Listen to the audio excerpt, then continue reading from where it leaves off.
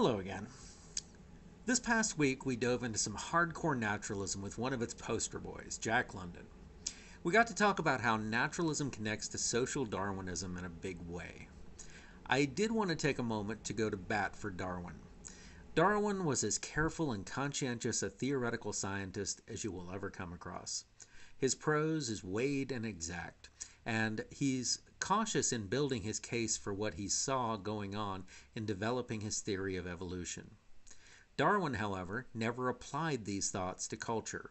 We owe that to others, particularly Herbert Spencer, to whom we owe the phrase, survival of the fittest.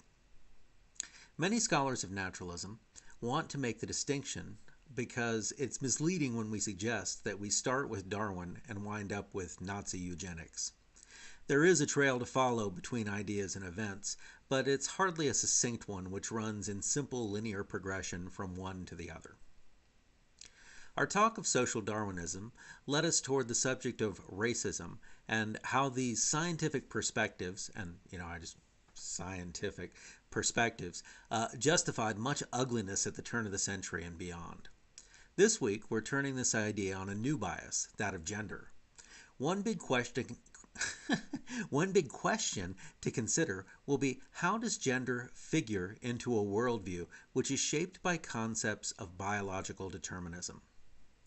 A second big question will be, how did female authors contemporary to the naturalist movement position themselves on the subject?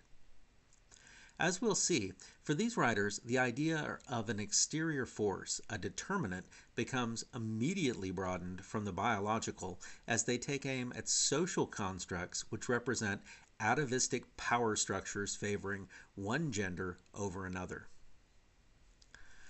This is to say, our authors this week look at social evolution as needing a shove to getting it rolling in the right direction. Their point was that civilization had clearly made obsolete systems which privileged the male for his physical strength. Simply put, in the modern world, women could do anything men could do, but they were held back by inherited social norms. In this case, the status quo of conservative society becomes the determinant which forces women to be mother and wife, categorizations which build identity on the relationship of the woman to a man. This week in my notes, I'll be offering some different views of naturalism from various critics. There are other ones besides Donald Pizer, hard as it is for me to admit. These will include ideas from feminist critics like Donna Campbell and Jennifer Fleissner, who have some hard words for some of our male naturalists and some interesting perspectives on naturalism in general.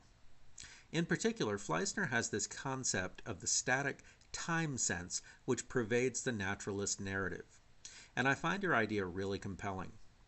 I'll also offer some thoughts from Walter Ben Michaels and his view of the projects of Charlotte Perkins Gilman, and I want to add some information on the naturalist aesthetic from Lee Clark Mitchell. All of these people are remarkable scholars, and I want you to get a feel for how varied the study of just a single movement like this can be.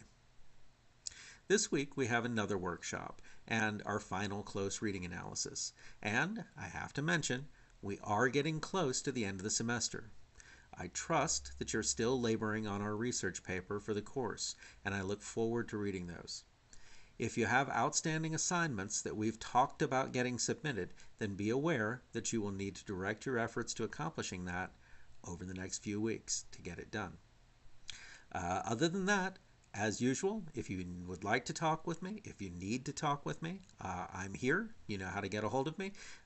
Give me a text, give me a call, write me a note, do something, and we'll set it up. All right? So till next week, and again, we're really close to not having too many next weeks left. Until next week, adios.